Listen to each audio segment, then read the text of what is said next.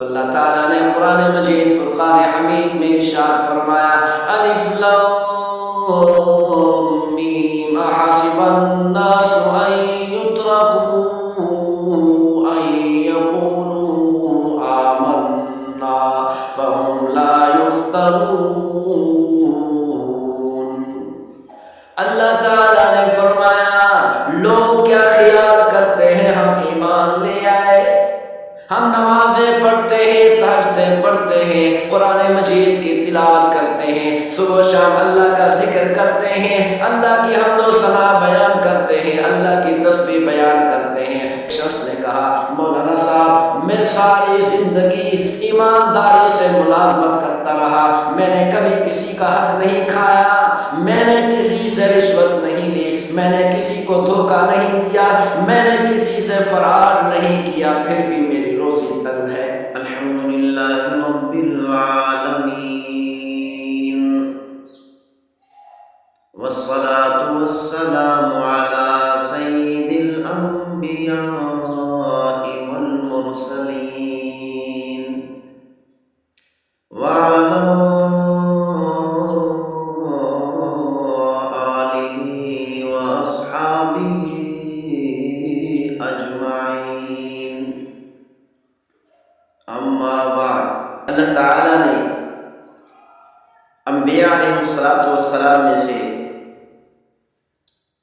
ایک نبی حضرت یونس علیہ السلام کو عراق کے شہر موصل کے ایک علاقہ نینوا کے اندر بھیجا تھا جو بہت ہی زیادہ گنجان آباد تھا۔ اس علاقے کی آبادی تقریباً 1,00,000 سے زائد تھی،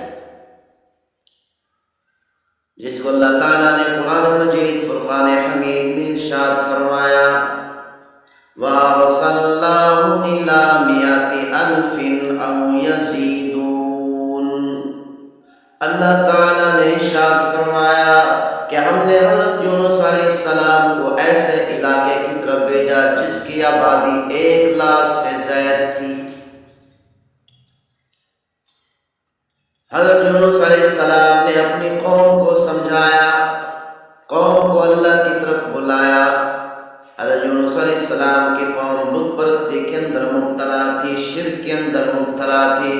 حضرت یونس علیہ السلام نے اپنی قوم کو بتایا اللہ کے علاوہ کوئی معبود نہیں، لا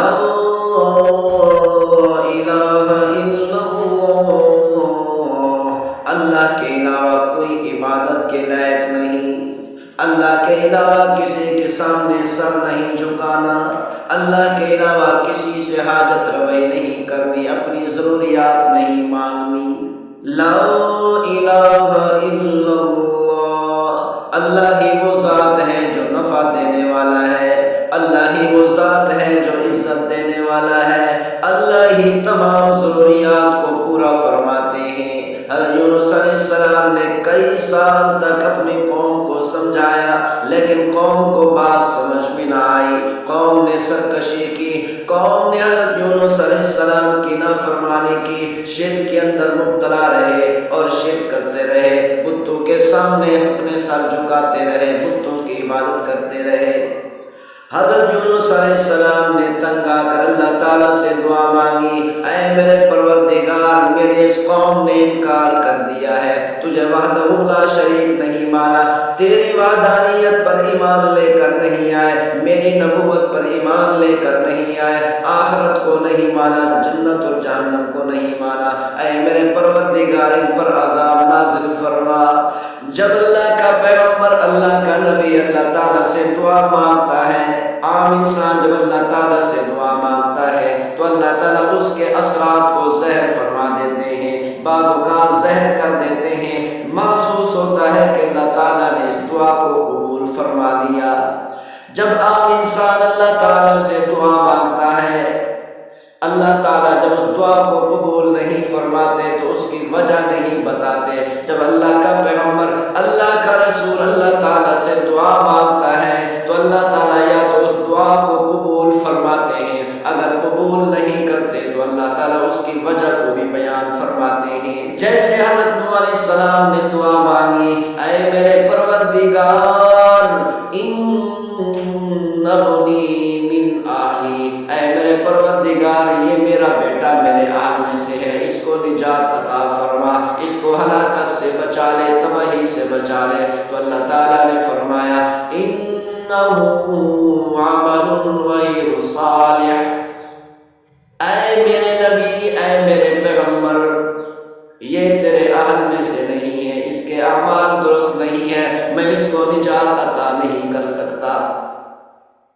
हज़रत यूनुस अलैहिस्सलाम ने अल्लाह ताला से दुआ की, ऐ मेरे परवरदिगार मेरी कौम ने ईमान लाने से इनकार कर दिया, गुनाहों से बचने से इनकार कर दिया, गुनाहों को और शिर्क को छोड़ने से इनकार कर दिया, ऐ मेरे परवरदिगार इस पर अज़ाब नाज़िल कर दे।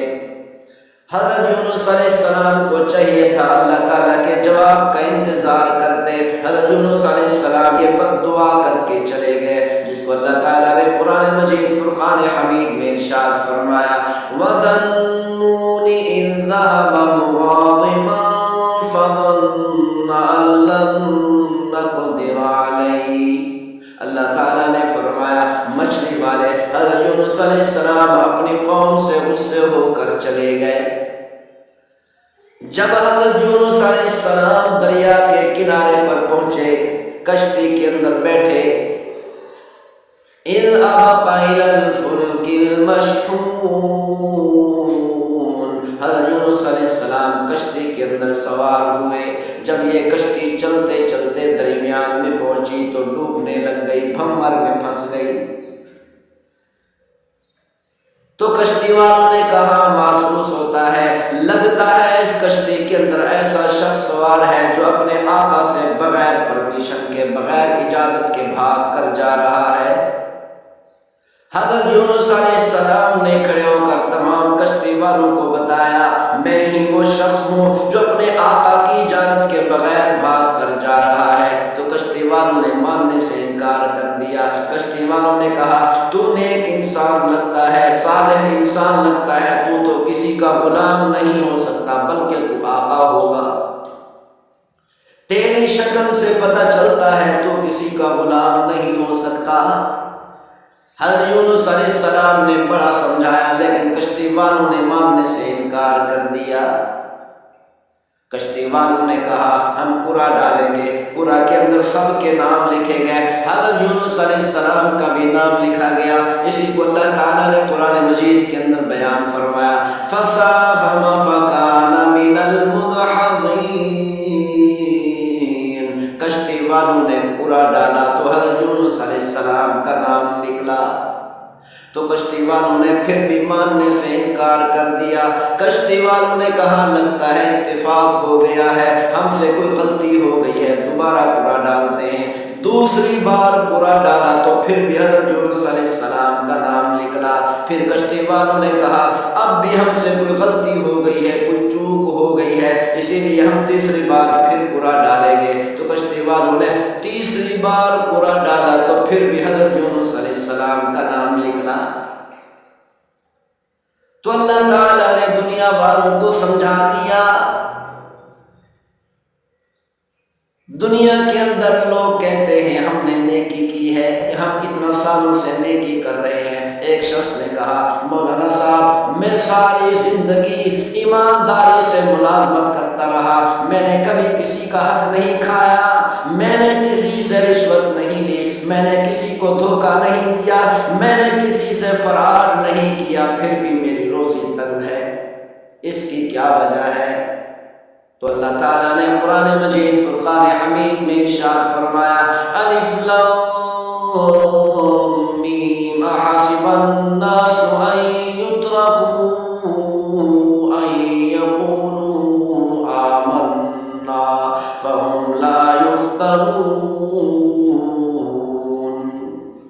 अल्लाह ताला ने फरमाया लोग क्या ख्याल करते हैं हम ईमान ले आए, हम नमाजें पढ़ते हैं, तहज्जुद पढ़ते हैं, कुरान मजीद की तिलावत करते हैं, सुबह शाम अल्लाह का जिक्र करते हैं, अल्लाह की हम्द व सना बयान करते हैं, अल्लाह की तस्बीह बयान करते हैं, फिर भी हम पर आज़माइशें आती हैं, फिर भी हम पर मुसीबतें नाज़िल होती हैं, پھر بھی ہم پر پریشانیاں کیوں آتی ہیں؟ تو اللہ تعالیٰ نے فرمایا او میرے بندو تمہیں یہ خیال کرنے کی ضرورت نہیں، کیونکہ جو بھی مجھ پر ایمان لاتا ہے، میری وحدانیت پر ایمان لے کے آتا ہے، میرے پیغمبر کی رسالت پر نبوت پر ایمان لے کر آتا ہے، میں اس پر آزمائشیں ضرور ڈالتا ہوں، وہ آزمائشوں سے نہیں بچ سکتا۔